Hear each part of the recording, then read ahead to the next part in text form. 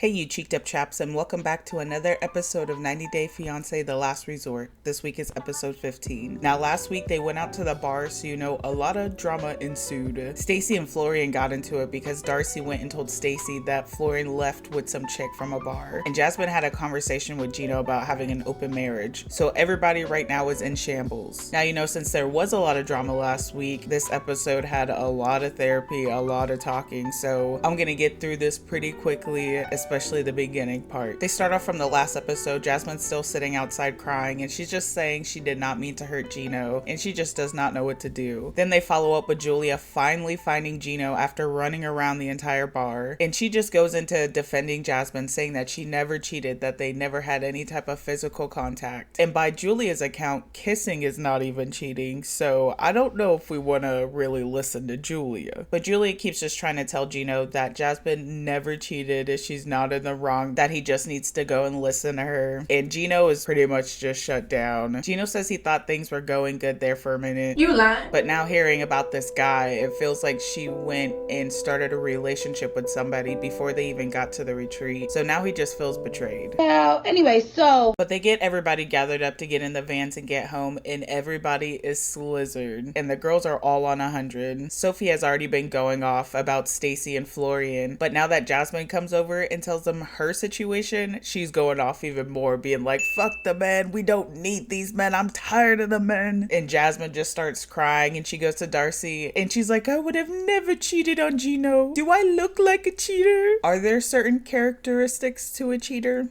Let me know. Now they're heading home, and the girls and the guys are in their separate vans, except for Julia. For some reason she got in the dude van, and I feel like she went in there to stir the pot a little bit. But Gino is just telling all the guys about what happened, saying that Jasmine talked about the open relationship, brought up Matt, and goes on to say that Matt is from the gym and that she spends hours on day every single day at the gym, and now he knows why. And Florian slips in. He's like, oh yeah, she's over there drinking his smoothie.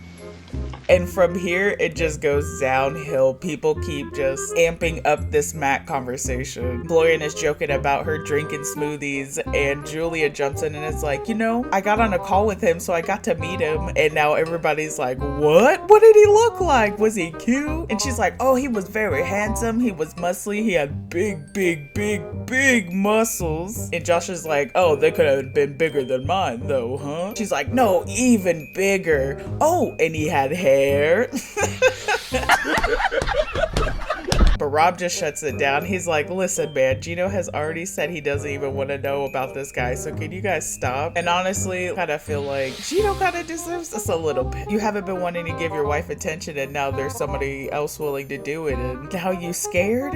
You could have been doing it. But Gino says it doesn't matter what he looks like, it's just the fact that it's another man. And I'm interested, how would he react if it was another woman? Honestly, knowing creepy Gino, he would probably be cool with that. But we go over to the girls' van, and they're talking about the Jasmine and Gino situation. And Jasmine is like, I did not cheat. There's no way I cheated. The lie detector determined that was a lie. And Sophie pipes in, and I feel like at this point, she's just so like F the men and such on the girls' side that she's not even realizing what she's even saying at this point. But she was like, you weren't cheating. There was nothing physical. You guys didn't have schmecks or anything like that. You guys weren't kissing. And out of everybody, she should know the most that it doesn't just take that, because she was saying that Rob was cheating when all he was doing was talking to girls. He wasn't even meeting these girls, he was just texting the girls. And Jasmine took it a step further. She's actually hanging out with the old dude. So like, how is she out of everybody gonna say that she's not cheating? And it's crazy because I feel like for the first time in ever, Natalie is the only sane one. And I'm sitting here thinking like, am I crazy for thinking all these thoughts? Because Natalie was thinking the same thing I was thinking, and I was like, am I the crazy one? Because this guy, Matt, didn't come out of the blue. I do think it was not accidentally this guy chosen. She might be cheating. She might. Now Stacy starts talking about her thing with Florian, and she's basically just like, I'm done. This was his last chance, and says that she's not even going to go back to the room, that she's going to stay the night with Darcy. And she goes on to say she just needs to figure out what she's going to do, how she's going to ever trust him again. And I feel like Darcy is just sitting in the back like, No, I can't laugh yet. I've got to hold it in. Now we get to the next morning and Julia's jumping all in Rob and Sophie's bed. Turns out that she spent the night with them so she could give Brandon some time alone. Because yesterday when she left for the bar, he said that he was going to leave today. So she's preparing to go talk to him, and Sophie just says that if he's going to leave just because you want your parents down here, you don't need him in your life anyway. Sophie, you need to stop giving advice. Seriously. Because I feel like she's not looking at the big picture at all. Is anybody looking at the big picture at all? But she just asked her, what is she gonna do if he does decide to leave? And Julia said that they will get divorced and she'll pack up and go back home to Russia. So Julia heads to go talk to Brandon, and he's already inside packing up, and he's packing quite slowly. For sure. I'm pretty sure he knew he wasn't gonna leave. He was literally straightening every single corner of these shirts. But she comes in and she asks him, why is he leaving? Where are you going? Why are you leaving? What do you mean, why is he leaving? But she's like, we've been through so much. We've been through everything with each other. Don't leave. And she says that he is always running away from his problems, and if he runs this time, they're going to be over. But Brandon just says that after everything she's done, he just doesn't see it working out, and that he's just so tired. And he's been going through this therapy and participating, and the only thing that's happening is him getting hurt over and over. But she tries to convince him one more time and says that if he leaves now, then they can't say that they really tried. It says that they have another group therapy tonight and asks him to go with her, and if he is not feeling it, then he can just leave after. And he agrees to go as long as there's no more secrets coming out. Now we go into Stacey and Darcy's room, and they're waking up, and Stacey is just being very grateful for Darcy, saying that they do butt heads and they have difficult times, but times like these is when they need each other. And again, Darcy's plan worked. An evil mastermind. But Stacey goes off and talks to Florian, and when she's going to the room, he opens the door aggressively as hell. So right off the bat, right when she's walking in, it starts a mini fight before the actual boss fight. But Stacey just calms it down real quick and is like, you know what, we're just here to have a normal conversation. All I need is the truth and nothing but the truth, so let me hear it. And Florian goes on to explain the same story. Stacey was sleeping. He goes out to the bar with Darcy and Georgie. He walks out, and he didn't walk out with a girl. He walked out alone, and the girl was walking in the same direction, and she was all drunky in the street. So he helped her to the building, opened the door. He went to his floor, she went to her floor, and they separated. That was it. There was nothing else. And she's like, so you didn't take her to her room? You didn't take her all the way to her door and take her home and give her that wham bam thank you ma'am? And he's like, no, thank you ma'am, no thank you, no thank you ma'am, thank you. You lying?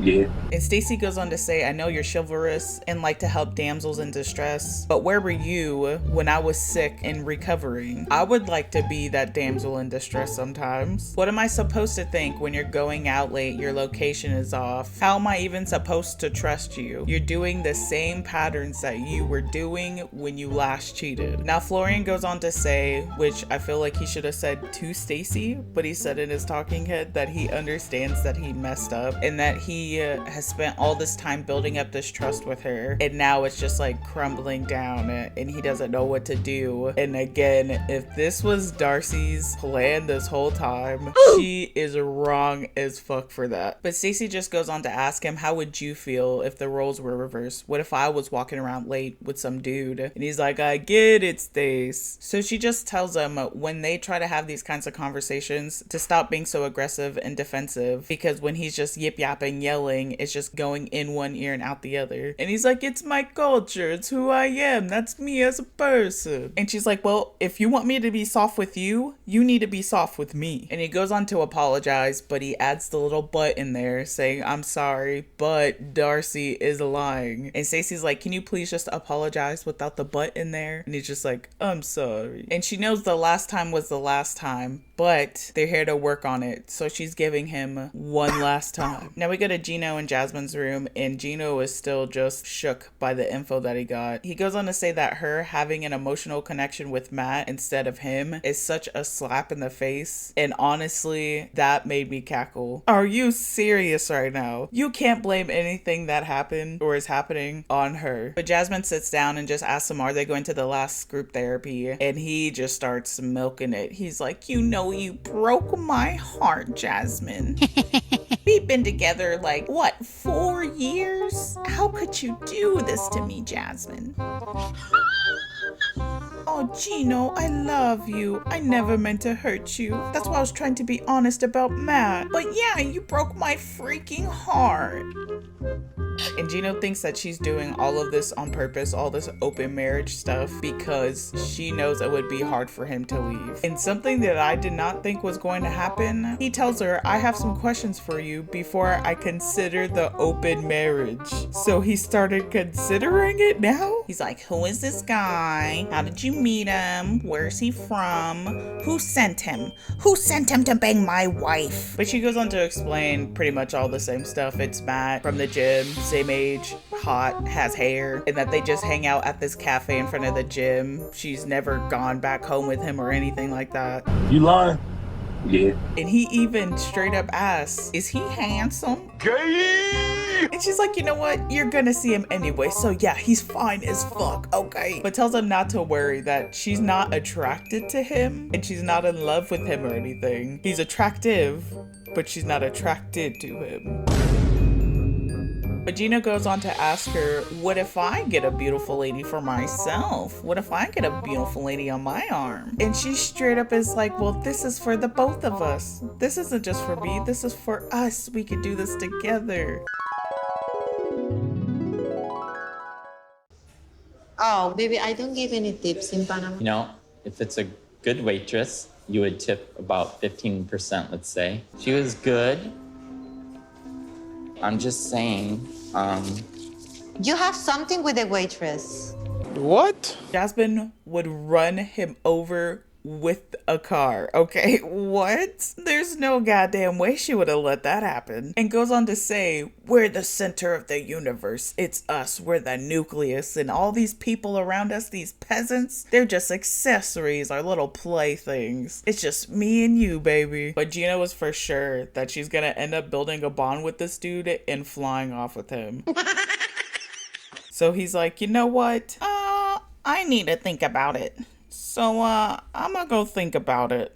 I just need to think about it. Now it's time for group therapy and everybody gathers up and the therapists are like, listen, we're a couple of days away from the commitment ceremony and all of you guys are on the verge of divorce. So I don't know how we failed this bad, but we're gonna try to fix it with some trust therapy. So they tell everybody to go ahead and write down a list of things that they trust about their partner, no matter how big or small it is. And let me tell you, some of them were quite big and some very small, like Sophie. She goes on to say that she trusts Rob to watch their son. And at first I thought she was talking about like maybe future kids that they were gonna have, but no, she was just talking about their dog. But she's like, yeah, I trust him to take care of our son. And Rob goes on to be like, that was such a BS one, because that dog was my dog for 8 years before I even met you. So I was taking care of that damn dog before I even knew you. So of course I'm gonna take care of my dog. Then they move on to Brandon and he says that he trusts Julia to do all the right things for his family, to make them prosper and grow. And Julia says that she trusts Brandon to drive. She trusts him behind the wheel, enough for her to lay about and go to sleep. Why are any of these people even together? Then we move on to Florian and he says that he trusts Stacey with everything. Literally everything. I trust that. I trust that statement. And it's messed up because the therapists are like, no matter how big or small it is, we'll accept it. And that is pretty big. That's literally everything. But the therapists are like, no, we need something smaller. Can you narrow it down? I trust everything. You know? Listen, not many people can say that. But if you could give us just one specific. It's not come to my mind right now, you know. One thing? You can think of one thing? Listen, everything, like, we suggest you something, I trust her, you know. Then Stacey goes on to say that she trusts him because he's a protector, and she trusts that he will always come through for the family. If anything's going wrong, he will be there to protect the family. Now we move to Gino, and this is the first time this whole season that I've heard him say something like, actually like, oh. I trust that Jasmine loves me. I also can trust that Jasmine will brighten a room when she walks into it. Oh, I love that. Then we move on to Natalie, and she's like, oh my gosh, this girl. She's like, I trust Josh is a genius. He's a self-made man, he's rich, he's handsome. Cut the cameras.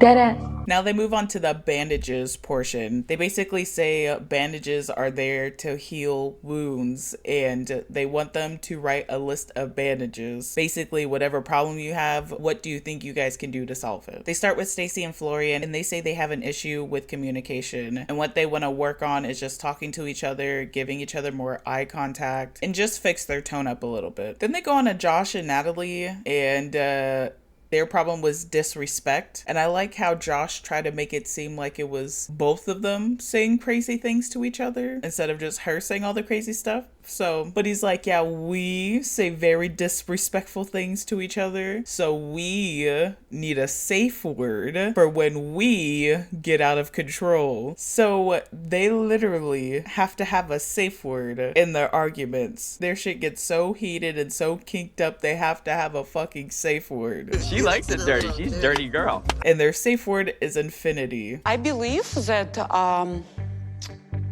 Josh and I, we share more than physical connection. We have spiritual connection.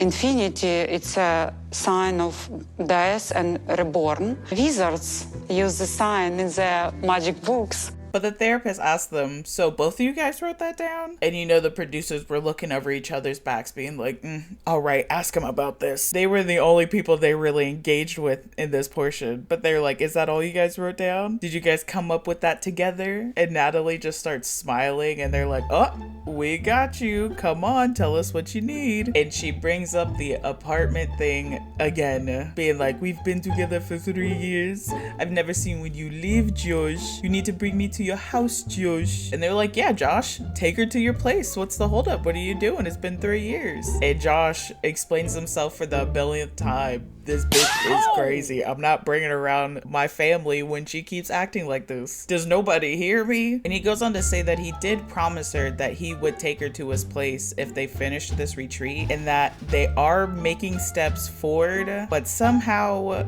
he can't get out of his head how badly she's treated him there. And it's the worst it's ever been. What? So somehow it's the worst it's ever been, but somehow they're also taking steps forward. Stupid. Now we move on to Brandon and Julia, and this really confused me. I may have to go back and watch that earlier episode, but he goes on to just say that he, of course, feels lied to, feels betrayed, and that the only way that they're gonna fix this is if she agrees to go get a second opinion. And I swear they already did this. I swear she already said that she would go and do this. I know it's gonna be hard, but I give you one compromise. We can try. We can go into this doctor. But she agrees to do it for the second time, and that literally fixes everything. They start hugging it out, loving each other, being like, oh my god, I'm so happy, our future, all like, so that cleared it all up. I'm so confused. Now we move on to Sophie and Rob, and they just say their communication is horrible, so what they're gonna do is have scheduled sit downs so they know this is when they need to have a serious conversation. Now we move on to Gino and Jasmine, and Gino was bringing up the issue that he has with Jasmine going out late, not coming home all night, and saying that he doesn't even know where she's at. She will turn her location off, and goes on to say, I have been considering this open marriage, but we need to fix those problems first. And everybody's like, what? Are you serious right now? And Rob is like, you're not that guy. You are not that guy. Trust me. He says that Gino is a very insecure man, and Jasmine's a very jealous person. So them doing this, That just makes no fucking sense. so the therapist is like, so if she shares her location, you're down for the open marriage? Bet, bitch, bet, motherfucker, bet, nigga, bet. And he sits there for maybe like 0.5 of a second, and Jasmine's like, yes or no? Yes or no?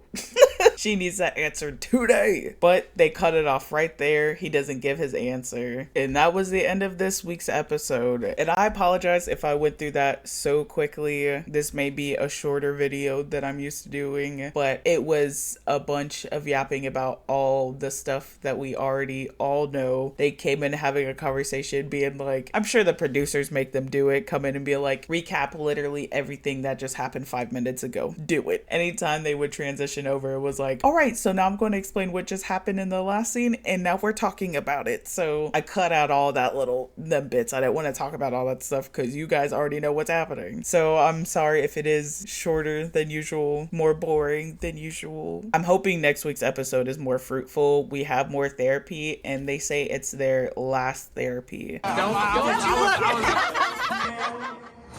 Hey guys. Hey. How are you? Hello. Looking amazing. This is our final group therapy session. If you guys could, each of you come up with one word to describe kind of where you're at this moment in your relationship and in your marriage. I think my word is confusion. Where are you with things? I'm scared of commitment with her. Why? Why I'm not enough for him? If he loves me. Natalie. You okay? Do you have something to say?